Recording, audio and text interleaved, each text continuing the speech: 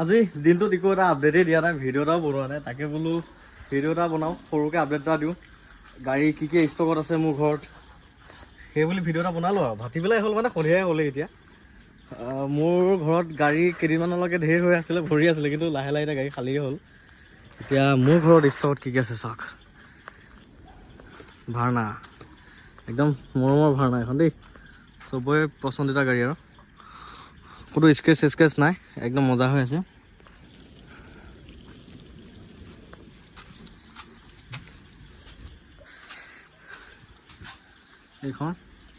এইখন আছিল 2013 চনৰ, একমাহ কম 2013 চনৰ এখন ভাৰ্না, পেট্ৰলৰ হয়। এইখন এভেইলেবল আছে এতিয়া, গাড়ীখন চালিয়া হৈ আছে, আপোনালোকে জাষ্ট লওক আৰু চলাওক, কাম একো নাইকিয়া। এখন ভাৰ্না আছে।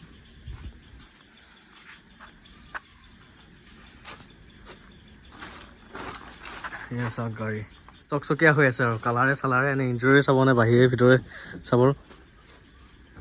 লগটো খুলি দিওঁ ৰাখিব। এয়া হৈছে ফিলিপ কি,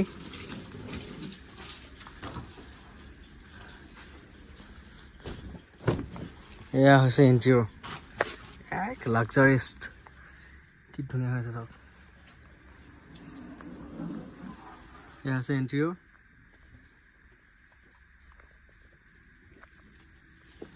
মানে একেবাৰে ধুনীয়া হৈ আছে, বহুতেই ধুনীয়া হৈ আছে।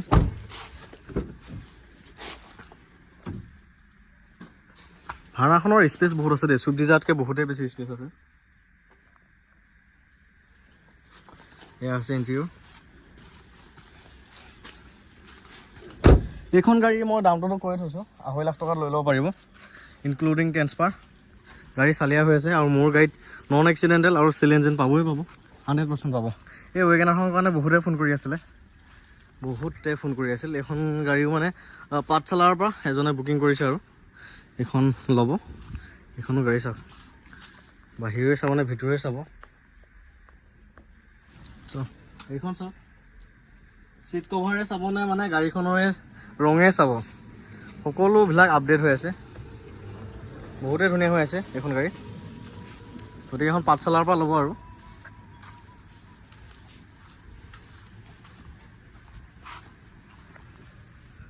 বাকী এখন I10ৰ কথাটো জানে আপোনালোকে, এখন ফাইনেন্স চলি আছে, ফাইনেন্সটো এপ্ৰুভ হৈ গ'ল, চব ক্লিয়াৰ হৈ গ'ল। এতিয়া খালি ট্ৰেন্সফাৰটো হ'লে পইচাটো একাউণ্টত সোমাই যাব আৰু গাড়ীখন লৈ যাব পাৰিব। তেজপুৰৰ পৰা বুকিং কৰিছে, এইকেইদিনতে হৈ যাব আৰু, মানে তেজপুৰৰ পৰা ফাইনেন্স হৈছে আৰু এইকেইদিনতে এখন গাড়ীও হৈ যাব।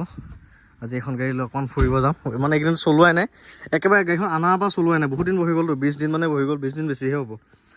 আজি মানে এয়া ধুই কৰি লৈছোঁ, বহুত লেতেৰা হৈ আছিল, এফালে ওলাই যাম মানে। এয়া ইণ্টেৰিয়ৰ, গতিকে এইখন গাড়ীও এইকেইদিনতে ডেলিভাৰী হ'ব আৰু। বাকী ডক্টৰ ছাৰৰ I10 সেইখন একদম ডক্টৰৰ নামত ৰেজিষ্টাৰ হৈ থকা I10, ফাৰ্ষ্ট অনাৰ হয়, 2014 চনৰ হয়। এইখনৰ দামটো মই কৈ থৈছিলোঁ, 1,60,000 ল'ব পাৰিব। এইখন গাড়ীত আপোনালোকে একো কাম নাপায়, ছাছপেনশ্যনৰ পৰা আদি কৰি একোৱেই কাম নাপায়, AC চেচি চব ৰানিং হৈ আছে, গাড়ীখন একদম চালিয়া হৈ আছে। এইখন আপোনালোকে ল'ব পাৰিব 1,60,000 টকাত, ইনক্লুডিং ট্ৰেন্সফাৰ। আজি ষ্টাৰ্টেই কৰা নাই ৰ'ব দেই, মই শুনাম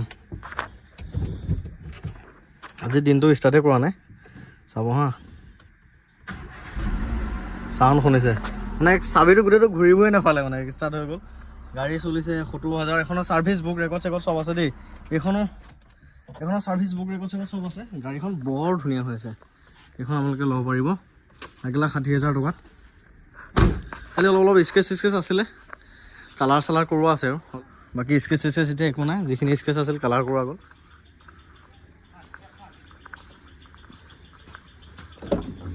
ডক্টৰ ছাৰৰ গাড়ী,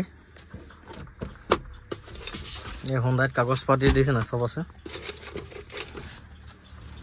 এইখন RC চাওক, ডক্টৰ ছাৰৰ নামত ৰেজিষ্টাৰ হৈ আছে এখন গাড়ী চাওক, ডক্টৰৰ গাড়ীটো ডক্টৰৰ নামতে আছে আৰু ফাৰ্ষ্ট অনাৰ হয় দেই। এইখন ল'ব পাৰিব 1,60,000 টকাত। পাৱাৰ উইণ্ডো 4টাই আছে, 4টাই ৱৰ্কিং আছে, ACও আছে, মিউজিক চিষ্টেম আছে, হিটাৰ আছে, সকলোবিলাক আছে আৰু। বাকী ঘৰত গাড়ী এভেইলেবল বুলি ক'বলৈ গ'লে I10খন আছে, ভাৰ্নাখন আছে, তাৰপিছত মোৰ মডেলৰ সৈতে ছেইম মডেলৰ এখন চুইফ্ট ডিজায়াৰ, এইখন চুইফ্ট ডিজায়াৰ আছে। এইখন 2012 চনৰ হয়, ডিজেলৰ হয়, লেতেৰা হৈ আছিল অলপ, লেতেৰা হৈছিলে। চাফা কৰিব লাগিব। এইখনো বৰ ধুনীয়া হৈছে। এইখন গাড়ী ল'ব পাৰিব 2,20,000 টকাত। এইখন একদম মজা হৈ আছে। এইখনৰ ডিটেইলছৰ ভিডিঅ' এটা বনাম, ভাৰ্নাখনো বনাম, সময় পোৱা নাই ৰ'ব। আকৌ এইয়া ৱেগেনাৰখন, এইখন আমাৰ ঘৰৰ কাষৰে দাদা এজন ল'ব আৰু দাদা মানে মোৰ পৰিয়ালৰ হয় তেওঁ, গতিকে তেওঁ ল'ব এইখন। গতিকে এইখন চেল কৰা নাই আৰু সেইকাৰণে ৰাইজে এইখনৰ কাৰণে বহুতে ফোন কৰি আছিলে। গতিকে সৰুকৈ আপডেট এটা দিলোঁ আৰু গাড়ী মোৰ যিকেইখন এভেইলেবল আছে এইকেইখনেই আছে। ল'ম বুলি ভাবিলে ল'ব পাৰিব আৰু। দুজনমানে আছে কমেণ্ট কৰি থাকে সদায় ভিডিঅ' দিবচোন, সদায় ভিডিঅ' দিব, যিয়ে নহওক সদায় ভিডিঅ' দিব। গতিকে এই আপডেট এটাকে দিলোঁ আৰু সৰুকৈ। মোৰ বাইকখনো মানে ভাইজাৰ চাইজাৰ লগাই আনিছিলোঁ সেই ধুনীয়াকৈ নতুনকৈ, এই ভাইটি এটাই পেলাই গোটেইখন গোটেই আকৌ ভাগিলে, আকৌ এতিয়া ৰিপেয়াৰিং চলি আছে।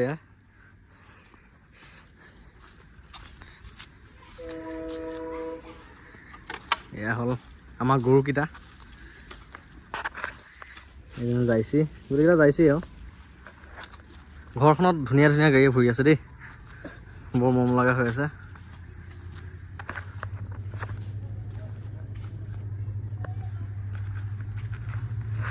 এইখন ৱেগেনাৰ এনেকুৱা চালিয়া হৈ আছে নহয়, বহুতেই ধুনীয়া হৈ আছে।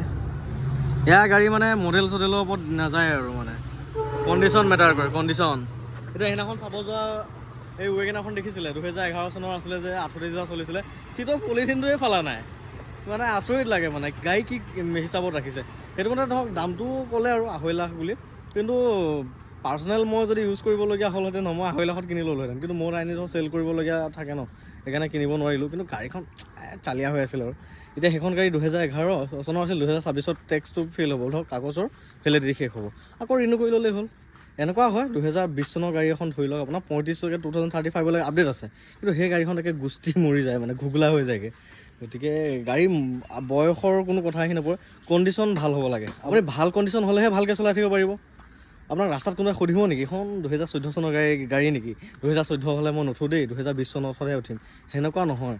গাড়ীখন মেকানিজমটো ভাল হৈ থাকিব লাগিব, তেতিয়াহে আপুনি ৰাস্তাত চলাব পাৰিব। বেয়া হ'লে ক'ত চলাব পাৰিব। আৰু কেতিয়াবা কোনোবাই মোক ফোন কৰে দেই, এইখন 2011 চনৰ নেকি, এই ঢেৰ পুৰণা হ'ল, তেনেকৈ কৰি দিয়ে। কিন্তু সেইটো মতে আপুনি ধৰক দামত আণ্ডাৰ 2 লাখত পাই আছে ৱেগেনাৰ এখন। কিন্তু যদি 2020 চনৰ ৱেগেনাৰ হ'লহেঁতেন, আপুনি 4.5 লাখ টকাৰ তলত পালেহেঁতেন জানো? সেই কথাটো সেইটোৱে, গাড়ীখনৰ অনুযায়ী পইচাটো হৈ আছে, সেইটোৱে। যি নহওক সৰুকৈ আপডেট এটা দিলোঁ আৰু। আৰু গাড়ী আপোনালোকে মডেলৰ ওপৰত নাযাব দেই, গাড়ী কণ্ডিশ্যনৰ ওপৰত যাব, তেতিয়াহে আপুনি গাড়ীখন সুখে চলাই থাকিব পাৰিব। এনেকুৱা হয় 2020-21 গাড়ী একে ঘুগলা হৈ যায়। আৰু 2020-21 গাড়ীখন আপুনি অভিয়াছলি হাই দামতে কিনিব লাগিব, আৰু আপোনাৰ বাজেট অনুযায়ী গাড়ীখন হ'ব। আপোনাৰ যদি 2 লাখ টকাৰ বাজেট, তেতিয়া 2011-12 মডেলে পাব।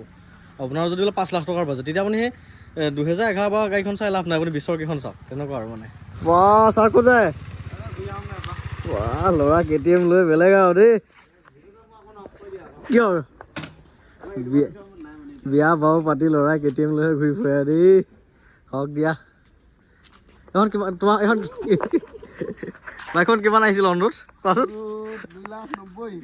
ভাল কি পেলাই চাই কোৱা? এই 2,90,000 টকাত মই গেৰেণ্টি দি আছো। এই AC আছে, পাৱাৰ উইণ্ডো আছে, 3 লাখ টকা হ'ল, ষ্টেটাছ আছে। তই বাইকখনত কি আছে, বৰষুণততো তুমি ভিজি পায় আৰু ৰ'দতো তুমি শুকাবাই। মোৰ গাড়ীখন খালত সোমাই গ'লেও মানুহকেইটা ভাজি থাকিব, এইখন খালত সোমালে কি হ'ব?